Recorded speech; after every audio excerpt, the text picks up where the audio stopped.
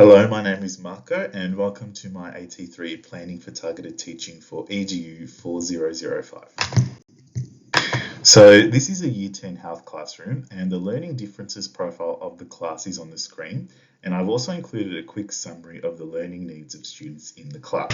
One thing that is very important to highlight here is that all the students in the class have very diverse and extensive learning needs. And so it's very important that within my lesson sequence that I embed the UDL principles and differentiation, as well as implement additional effective strategies to ensure that all students in the class have equitable opportunity to participate in their learning and achieve the required learning goals. So what am I teaching? The construct that I'm teaching is understanding macronutrients and sources of nutritional information, and I've included the definition of the construct on the slide, as well as the relevant curriculum links, which I will build upon more on the next slide. So on the screen are the curriculum focus area and the content descriptors relevant to my construct. So it's the food and nutrition focus area of the health curriculum, along with the two relevant content descriptors. I will just point out that we are not using the entirety of each content descriptor, but we will be drawing on key components of both of them. So what are my students ready to learn next? So on the slide is my Gutterman chart, which demonstrates the evidence base behind my learning goals and how the goals are being modified for the different groups of students. And so as you can see, there are 4 different zone of proximal development groups and the learning progressions that they are currently working. I also wanted to note that there are 6 students that haven't been allocated to a group just yet, as I was unable to accurately ascertain where they are currently up to in terms of their learning in relation to the construct. So what are the learning goals for my students? On the slide, we have the groups of students, their learning progression, and the big idea associated with each group, and then the learning goals, which have been connected to the relevant focus area and content descriptors of the curriculum.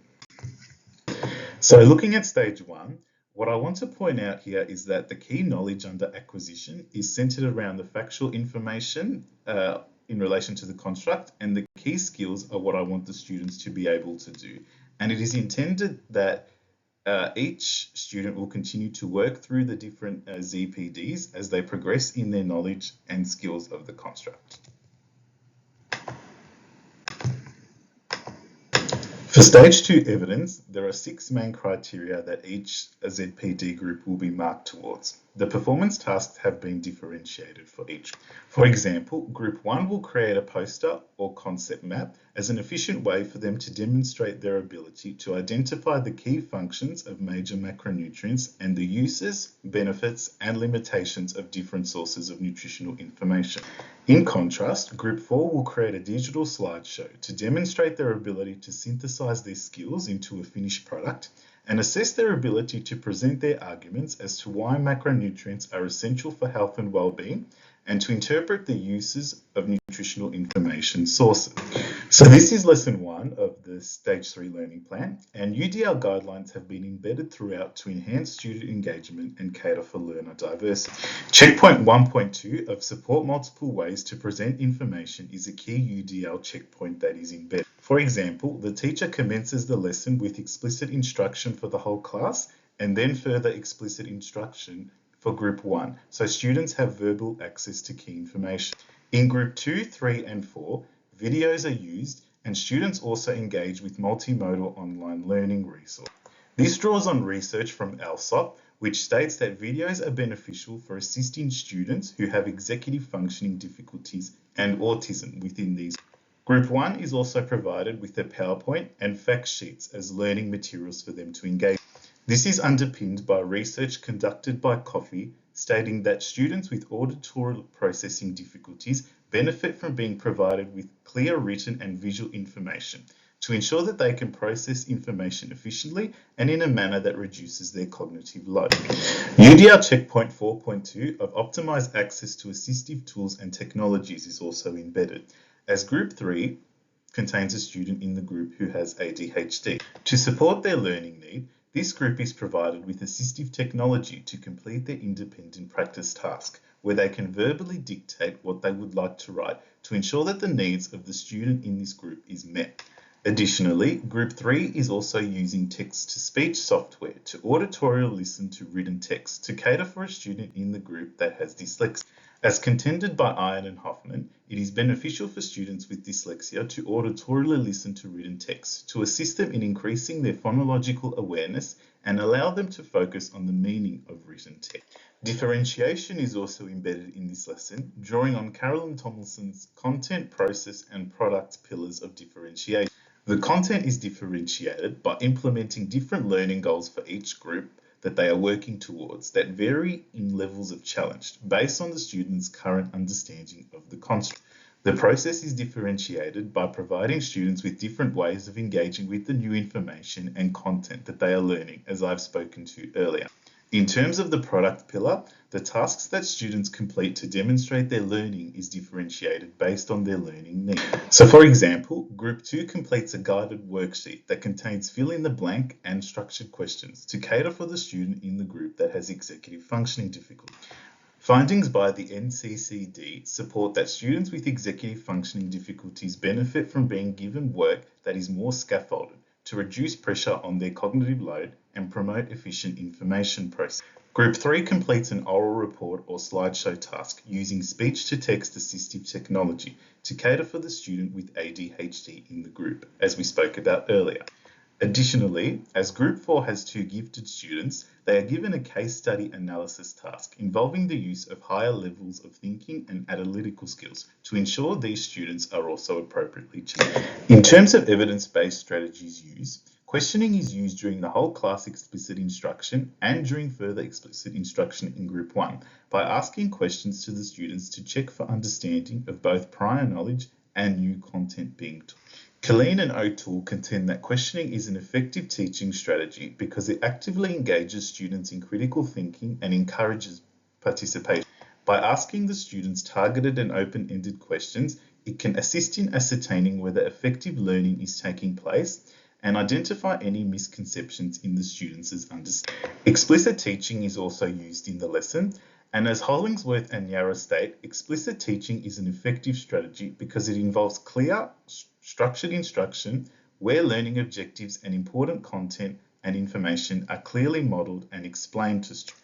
This is important to assist the students in understanding exactly what is expected and supports their knowledge and skill development through modeling and guided practice.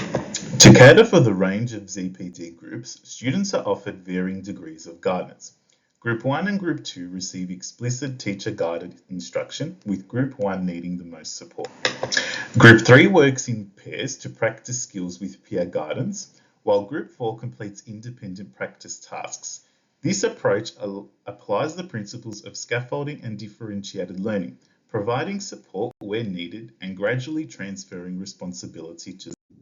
So now we are looking at Lesson 2, and the UDL Checkpoint 6.4 of Enhanced Capacity for Monitoring Progress is embedded through the use of formative assessment strategies that allow students to reflect on their learning at the conclusion of the lesson. Each ZPD group is provided with an appropriate progress monitoring formative assessment task, including a short quiz for Group 1, a traffic light self-rating for Group 2, a guided self-reflection for Group 3, and an exit ticket task for Group 4. This also aligns with evidence-based practice that emphasizes formative assessment as a key driver for improved learning outcomes. As argued by Redman and Allen, regularly checking for understanding enables teachers to adjust instruction, scaffold learning, and reteach any particular learning intentions where necessary to support deeper conceptual understanding. Also, drawing on the UDL Principle 7.1 of Optimized Choice and Autonomy, students are given choice in the method that they use to complete tasks. For example, in Group 2, students can complete their guided worksheet by handwriting, typing, or orally responding to the question. In Group 3, students are provided with choice in the tasks that they can complete. Students can complete either a voice-recorded podcast or a visual slideshow with oral description.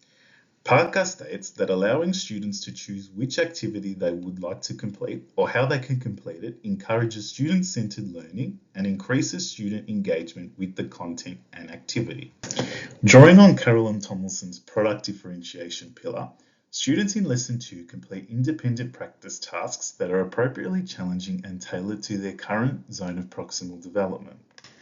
Group 1 constructs a concept map which enables more efficient recall and visual organisation of key macronutrient concepts. Group 2 completes a guided worksheet that provides strategic scaffolding to support students who require additional structure when expressing their ideas.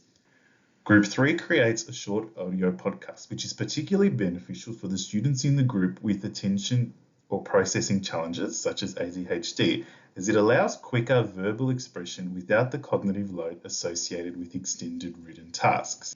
Group 4 engages in a narrative writing task designed to extend the thinking of the gifted students in the group who are exceeding level expectations through the requiring deep application, reasoning, and justification of nutritional concepts. Additionally, this approach caters to the full range of ZPD groups by varying task complexity. The differentiated learning tasks progress from foundational recall and visual representation in Group 1 to supported application in Group 2, to more independent and creative communication in Group 3, and higher order conceptual transfer through case-based narrative writing in Group 4. Consequently, each learner is provided with a task that allows for an appropriate degree of challenge to promote meaningful learning.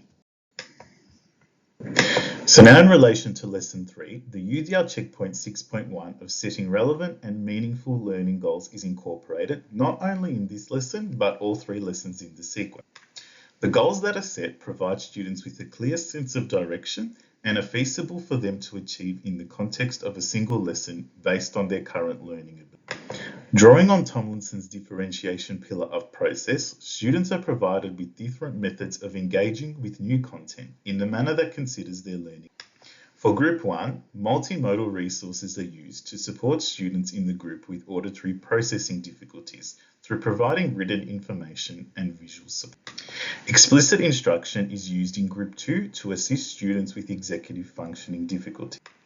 Group 3 engages in a fact sheet that is compatible with assistive technology, and Group 4 engages in independent research to acquire new content, providing appropriate challenge and extension for the gifted learners in the group. In Group 1, students complete their case study analysis task collaboratively, which, as stipulated by Coffey, is an important teaching strategy, as it allows students to build on their existing knowledge of a topic through actively engaging with the diverse perspectives of their peers. Another way that the range of ZPD groups is catered for is by drawing on Bloom's taxonomy. Group 1 focuses on identifying key information through the use of basic reading. The cognitive skills then progress along the continuum of Bloom's taxonomy, with Group 2 explaining concepts, Group 3 evaluating and drawing conclusions, and Group 4 interpreting their reasoning, demonstrating higher order thinking skills. So there are many different types of formative assessments being used throughout the 3-lesson sequence, including exit tickets, traffic lights, formative questioning, and classwork data. And we have already spoken to the importance of these. The main summative assessment in this sequence are the performance tasks, which we discussed in Stage 2. And it is important to note that these tasks are valid as they aptly assess the learning goals that the students are aiming to achieve in the sequence. Using Churchill as a supporting reference, these summative performance tasks at the conclusion of the 3-lesson sequence are used to evaluate students' overall level of achievement in relation to their learning of the construct and the key learning goals set for their respective ZPD.